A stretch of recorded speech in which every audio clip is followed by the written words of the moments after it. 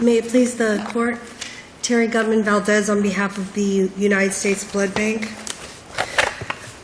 Getting to the crux of the issue in this case, and I think it's relatively simple, is whether my client's entitled to an administrative hearing on the issues in their petition for hearing, most importantly the ones of whether there was a breach of contract or whether they were their due process was violated, based on statements made during the administrative Well, the real hearing. issue is whether the previous appeal, which was affirmed on this court, which concerned the tax rate increase, precludes you from now raising additional arguments regarding the tax rate increase, since that issue has already been resolved by this court.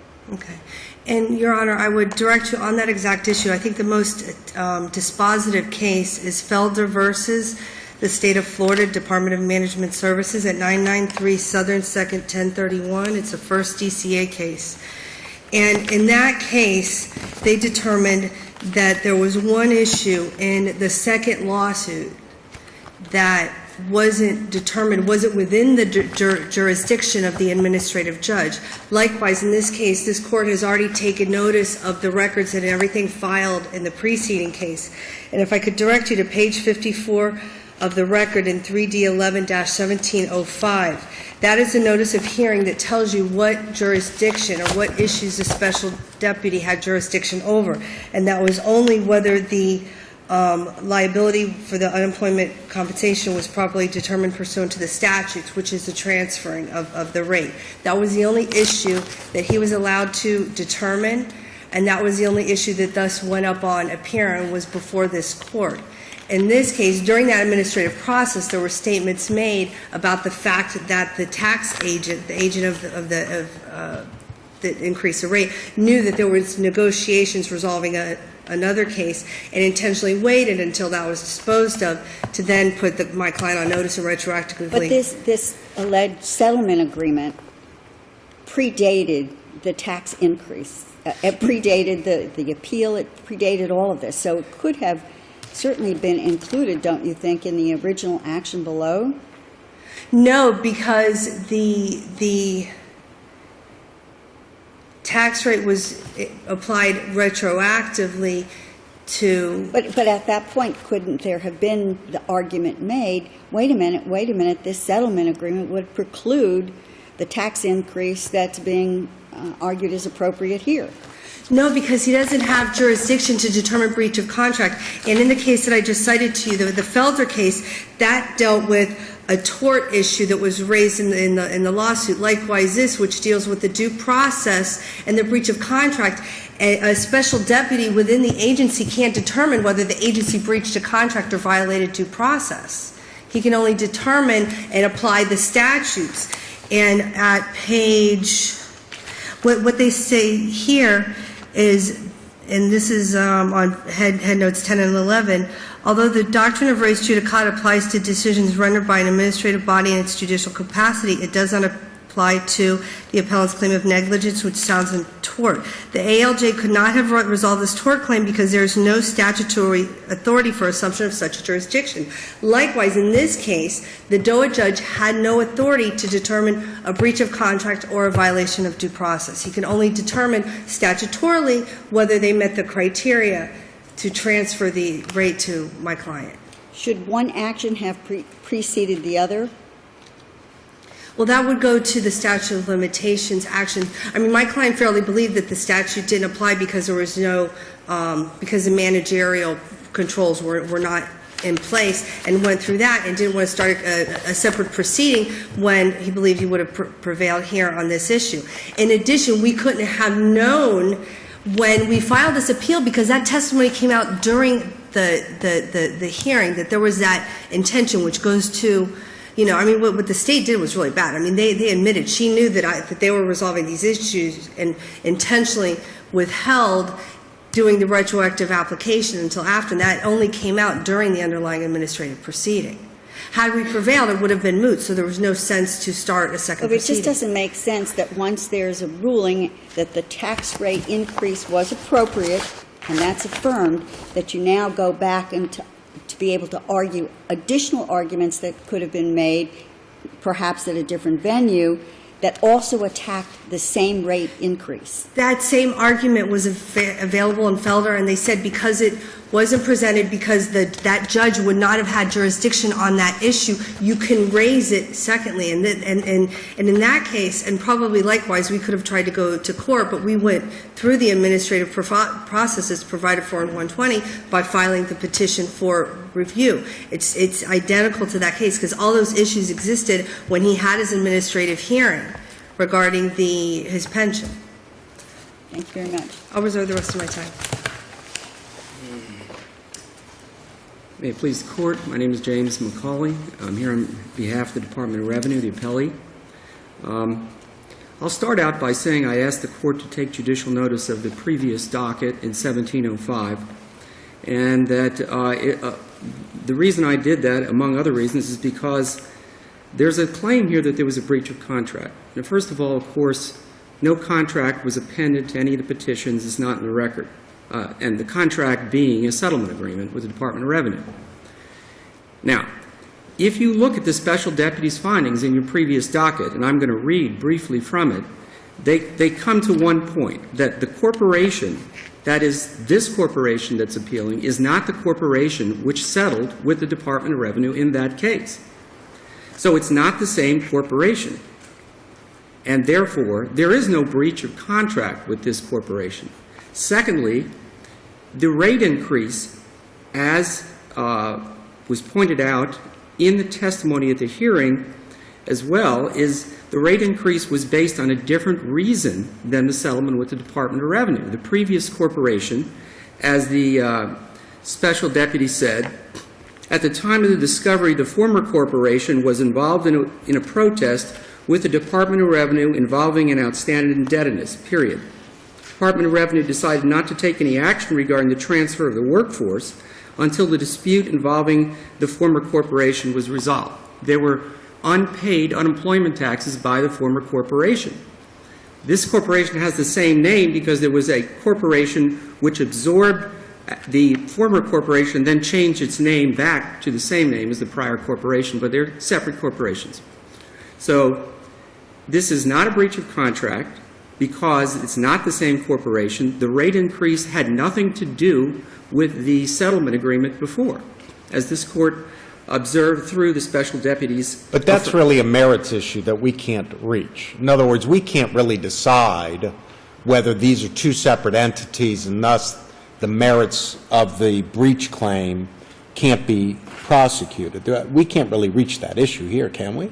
The question is whether they are barred from filing an independent action raising the breach of a settlement agreement when the terms of that settlement agreement were known to and agreed to between the parties before the DOR issued its first opinion. Right. And as soon as they did issue it, why not seek a rehearing and say, well, wait, you can't make this ruling based upon an agreement that we had, so you need to reconsider it instead of splitting those actions into separate appeal. That could have been done, Your Honor. And I didn't get to several other reasons why it's inappropriate. One, of course, I put these in my brief, which is that the statute 443-131 says, you want a hearing? You get one. 20 days is the time frame. That's what the legislature set up for these types of protests. In essence, they got two bites of the apple. They got to wait to see how the appeal would go on the first case, and when they didn't like that result, they claimed that the Chapter 120 allows them an extended period of time to file a new action seeking a hearing on a previous breach that they knew about at the time of the appeal of the original decision. Yes. So how should this have proceeded if they wanted to attack the rate increase both statutorily as well as on breach of contract? Should they have filed two independent actions and two separate? Well, we don't think there is a breach of contract, but to answer your question, Your Honor. But if they wanted to challenge it. Yes. I mean, first of all, this answer relates to the second argument, which is that 12080 limits what the Division of Administrative Hearings can hear. And the Division of Administrative Hearings cannot hear a petition under 443 by statute C-120.80, Florida statutes. So that was the second reason. So, but tying into your question, if there's a breach of contract, Chapter 95 has a statute of limitations for breaches of contract, and there's a place to go. It's called the circuit court. They didn't go to the circuit court. That said, they could have also, as the judge just said, they could have said petition for rehearing. You got this wrong. Here's this other reason. And I want to preserve that reason so when that loss goes up on appeal to this court, which it did, and was affirmed with an opinion, 83 Southern 2nd, I don't remember the exact page number right now off the top of my head, but that decision by this court affirming the special deputy's rate increase, they could have then brought the disputed contract to this court and said, we preserve this. Because we asked for a rehearing, we put the contract in the record, we appended it to the petition, we made it part of the record, and now we're bringing it up to you, Third DCA, to resolve. And they could have had the facts in the record. I'm getting dry. They did not do that. And for all the reasons that I've said, this is a case of res judicata. And for that reason, the distinction between what is known as pseudo-dumping, which this court affirmed the rate increase before, and what is the circumstance of a previous company that had a bad debt or a lot of unpaid taxes, they're unrelated.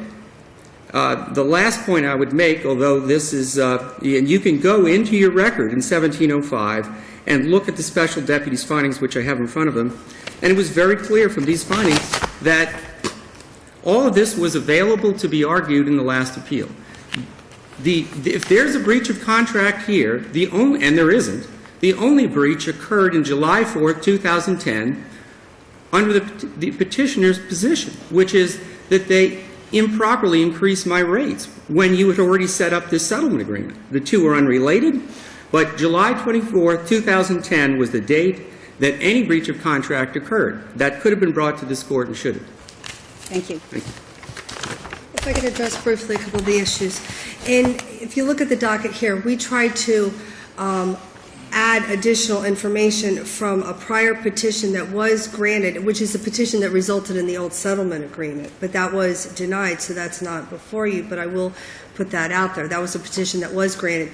The fact is that our petition met the statutory criteria to be granted regarding issues of due process and breach of contract.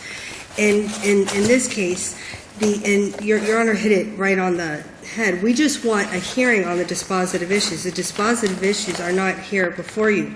In Felder, just like in this case, after losing his direct appeal of the administrative order, appellant filed a complaint in the circuit court alleging 10 causes of action. But had the statute of limitations already run on the cause of the action? Administrative, yes, it's a 20-day hearing. When you get a final decision, you I mean, a have statute 20 of days. limitations already run on a breach of contract claim. On it, no. In the other case, the statute of limitations had not run. No. But you would agree that to file a breach of contract claim in the circuit court, in this case, the statute of limitations had already run. No, it had not. Had not run. No, because the agreement When did was you file your action? Excuse me? When did you file your action? My petition, Yes, on the breach of contract claim. the petition was filed in December of 11. Of 2011. Uh-huh. But it was not filed in the circuit court, correct? Correct, because Just we for chose. an administrative hearing. We had a choice. We technically could have gone either way, but because of the allegations of violation of due process and because we had been able to reach resolution prior, that's how the other settlement agreement happened. We decided to bring it back to the administrative agency first. You basically have two ways to bring the breach of contract and the due process claims. We chose to go through the administrative process and bring that hearing to them directly. And Why didn't you file a motion for rehearing and attach a copy of the settlement agreement and say, look, you can't authorize this rate increase, we've just settled with you, and here are the terms of that settlement, and this order violates the terms of that settlement and is a breach of the settlement agreement we just entered? a motion for rehearing regarding this court's decision or No. because? Yeah, the information you had, you would agree that at the time the DOR order issued, you already were aware of the settlement and the terms of that agreement, correct? Correct. And it's your position that that settlement agreement is in conflict with and is breached by the order authorizing the increase, yes? I'm going to answer your question, which your question is, why didn't we file a motion for No, I rehearing? need, would you answer the question I just asked? It's Which- your position that the order that was appealed to us Correct. violated the terms of the settlement agreement that you had already reached. The rate increase violated it, Yes, correct? the very issue that was decided by this court. Those motion for rehearings on the administrative decisions don't toll the time for filing a notice of appeal, first of all. Okay, so you could file the secondly- notice, ask for a stay, relinquish jurisdiction, and try and litigate the issue below. Secondly, and most importantly, the administrative judge did not have authority to determine that issue, but that evidence was presented to him when the agent from the Department of Revenue testified that she knew that we had settled, that we were in negotiations and settled the case, and she said, I intentionally waited until they were done and 6 or 8 months had passed, and then I put them on notice that I was increasing them, because the evidence was there. So why am I going to go ahead and file a motion for rehearing on an issue that he is without jurisdiction to decide? It would have been an exercise in futility. Is he without jurisdiction to decide whether there's a breach, or can't he withdraw the order based upon a settlement agreement? No, absolutely Or not. hold that the order, that they were stopped from asserting that the rate increase is applicable because of a prior settlement? He can only determine statutorily whether the criteria exists for them to transfer the rate. And it's interesting that they want to call us two corporations when they use the statute to say it would basically, that the corporations are the same because they had managerial controls. We're talking about a breach that, if you're right on the merits, is for a very small period of time, like 6 months in 2008. Is that right? No, the breach of contract covered like an 8-year period where they had retroactively increased my client's rate. But wasn't the only issue the prospective application, except for a very small period in 2008? Maybe even just 1 month in March. Aren't we only talking about a month of March? Yes. Of 2008? Yes. So on the merits, that's really what we're talking about.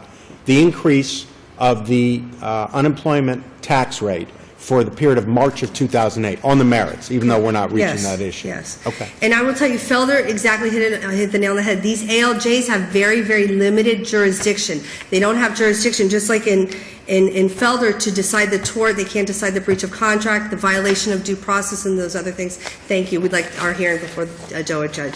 Thank you very much.